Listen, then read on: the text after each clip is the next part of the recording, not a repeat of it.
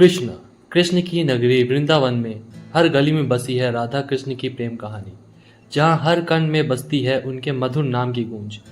वृंदावन की पवित्र धरा पर कदम रखते ही मन प्रेम से भर उठता है, जैसे राधा कृष्ण की दिव्य छवि हर कोने में मुस्कुरा रही हो। वृंदावन की अद्भुत महिमा में खो जाइए, जहाँ हर मंदिर में आरती, हर भजन की धुन आपको राधा कृष्ण के प्रेम में डुबा देती है। तो दोस्तों, चलते हैं अपने ब्लॉग की ओर। स्वागत है आपके अपने चैनल रोमांटिक रूट्स पर। इस बार की हमारी यात्रा रही अद्भुत और अनोखी, क्योंकि हमने इसे श्री कृष्ण जन्माष्टमी से ठीक एक दिन पहले शुरू किया था। सुबह के 8 बजे हम देहरादून से निकले, दिलों में कृष्ण प्रेम और उत्साह की लहर के साथ। हमारी मंजिल थी वो पावन भूमि जहाँ कान्हा ने जन्म लिया था। हमने हरिद्वार जंक्शन पर स्कूटी छोड़ी और 1:30 बजे हमारी ट्रेन थी बांद्रा टर्मिनस एक्सप्रेस। इस यात्रा के हर पड़ाव पर श्री कृष्ण के चरणों का एहसास हो रहा था।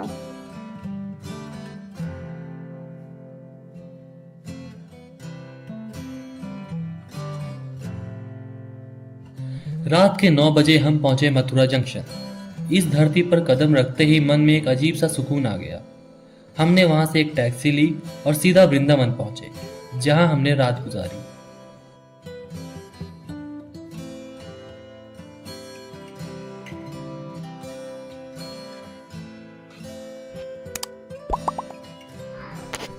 सुबह के 5 बजे जैसे ही सूरज की पहली किरणें धरती को छू रही थी, हम निकल पड़े बांके बिहारी जी के दर्शन के लिए।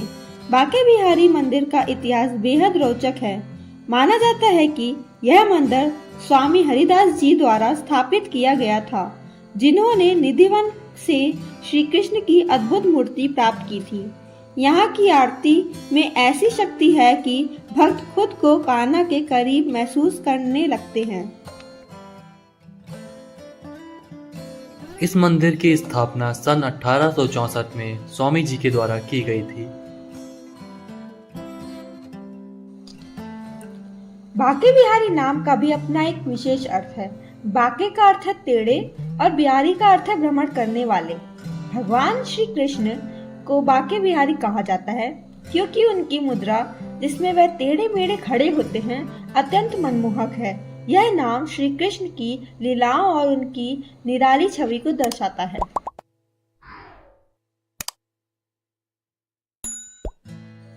बांके बिहारी मंदिर के बाद हम पहुंचे राधा वल्लभ मंदिर, जो राधा और कृष्ण के अद्वितीय प्रेम को समर्पित है। यह मंदिर श्री हित हरिवंश जी द्वारा स्थापित किया गया था, जिन्हें स्वयं राधा रानी ने दर्शन दिए थे। यहाँ की भक्ति और आराधना में राधा कृष्ण का दिव्य प्रेम प्रत्यक्ष महसूस होता है।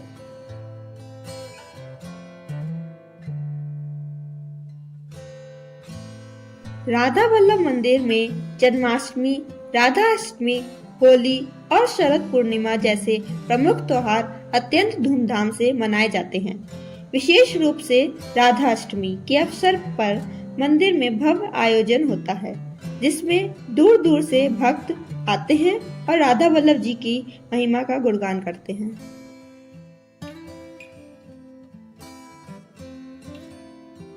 राधा वल्लभ मंदिर अपनी अद्वितीय वास्तुकला और भव्यता के लिए प्रसिद्ध है। मंदिर की दीवारों पर की गई नक्काशी और सजावट भक्ति और कला का खूबसूरत उदाहरण है। यहाँ हर दिन भक्तों की भीड़ उमड़ती है, जो श्री राधा वल्लभ जी के दर्शन के लिए आते हैं। इसके बाद हमने निधिवन के दर्शन किए। निधिवन वह पवित्र स्थल है जहाँ आज भी राधा कृष्ण की रासलीला रात में होती है। कहा जाता है कि यहाँ जो भी रात में रुकने की कोशिश करता है, वह पागल हो जाता है या फिर उसे वहां से हटा दिया जाता है। यहाँ की पवित्रता और दिव्यता अकल्पनीय है। निधिवन से जुड़ी सबसे प्रसिद्ध और रहस्यमयी बात यह है कि कहा जाता है कि यहाँ आज भी प्रतिदिन रात के समय भगवान श्री कृष्ण और राधा रानी के साथ गोपियां रास लीला करती हैं। इस कारण निधिवन में सूर्यास्त के बाद किसी को भी प्रवेश की अनुमति नहीं दी जाती है। निधिवन के पेड़ भी अत्यंत अनोखे हैं। यह पेड़ समान पेड़ों की तरह सीधे नहीं, बल्कि उलझे हुए हैं और टेढ़े मेढ़े होते हैं। यहाँ की मान्यता है कि यह पेड़ गोपियों के रूप में होते हैं और रात्रि के समय यह जीवित होकर भगवान के साथ रास लीला में भाग लेते हैं। यहाँ तक कि निधिवन के पास स्थित राधा रानी की सेज को भी प्रतिदिन सजाया जाता है और यह मान्यता है कि रात्रि के समय भगवान श्री कृष्ण स्वयं आकर यहाँ विश्राम करते हैं। सुबह जब भक्तगण सेज का निरीक्षण करते हैं तो उन्हें ऐसा प्रतीत होता है कि यहाँ किसी ने रात्रि में विश्राम किया हो। निधिवन में राधा कृष्ण की लीला का अद्भुत दृश्य देखने के बाद हमने राधा रमन मंदिर के दर्शन किए।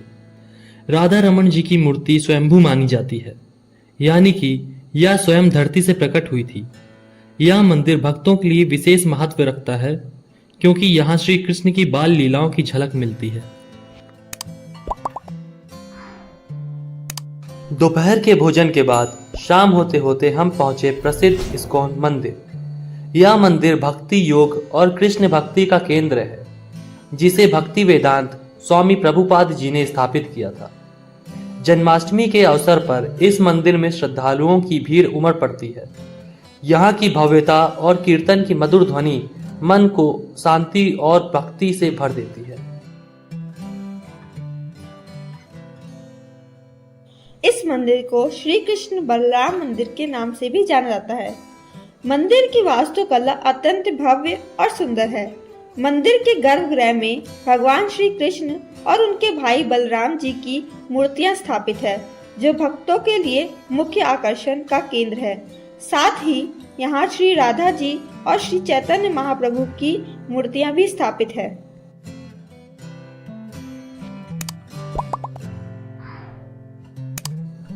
अंत में हमने प्रेम मंदिर के दर्शन किए।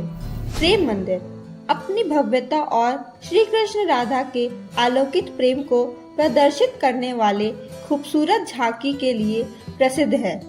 यहाँ का रात्रि शो, जिसमें मंदिर को रोशनी से सजाया जाता है, बेहद मनमोहक होता है। जन्माष्टमी की रात यहाँ की भीड़ और उत्साह बहुत ही अधिक था। प्रेम मंदिर का मुख्य आकर्षण इसके सुंदर चित्र और शिल्प कला है, जो भगवान श्री कृष्ण और राधा रानी की लीलाओं को जीवित करती है। मंदिर के बाहरी हिस्से में भगवान श्री कृष्ण और राधा रानी के विभिन्न लीलाओं का दर्शाने वाले दृश्य बनाए गए हैं, जैसे कि रास लीला, गोवर्धन लीला और श्री कृष्ण की बाल लीलाएं। इसके अलावा भगवान श्री राम और माता सीता के वनवास के दृश्य भी यहाँ प्रदर्शित किए गए हैं। मंदिर के भीतर भगवान श्री कृष्ण और राधा रानी की मूर्तियां अत्यंत भव्य और सुंदर है, जिनकी आरती और पूजा में प्रतिदिन हजारों भक्त शामिल होते हैं। मंदिर के चारों ओर खूबसूरत बगीचे और जलप्रपात भी हैं, जो इसकी शोभा और बढ़ाते हैं। इसके बाद हमने अपनी यात्रा को विराम दिया और वापसी की ओर बढ़े। हमने वृंदावन के होटल से चेकआउट किया और वापसी की ट्रेन पकड़ने के लिए मथुरा जंक्शन की ओर रवाना हो गए। यह यात्रा काफी यादगार रही और इस पावन भूमि की यादें हमें जीवन भर संजो कर रखेंगी।